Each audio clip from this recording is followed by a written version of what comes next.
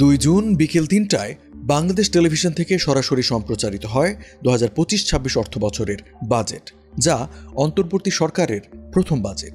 প্রস্তাবিত বাজেটের আকার ধরা হয়েছে 7,90,000 কোটি টাকা।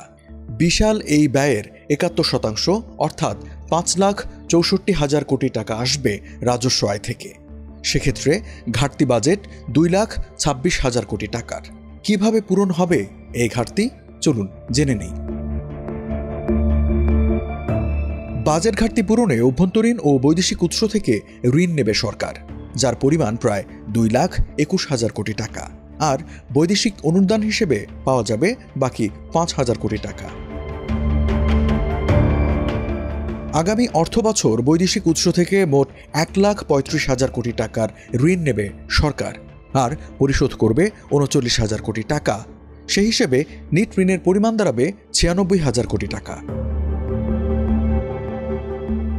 আর অভ্যন্তরীণ উৎস থেকে ঋণ নেওয়া হবে 1,25,000 কোটি টাকার, যার মধ্যে দেশের ব্যাংক খাত থেকে নেওয়া হবে 1,20,000 কোটি টাকার ঋণ। অবশ্য 16,000 কোটি টাকা পরিশোধ করা হবে। সেক্ষেত্রে ব্যাংক খাত থেকে নিট ঋণের পরিমাণ দাঁড়াবে 1,04,000 কোটি টাকা। এছাড়া ব্যাংক বহির্ভূত খাত থেকে সরকার মোট 21,000 কোটি টাকার ঋণ নেবে। এর মধ্যে সঞ্চয়পত্র থেকে আসবে 12,500 কোটি টাকা, বাকি 8,500 কোটি টাকা আসবে অন্যান্য খাত থেকে।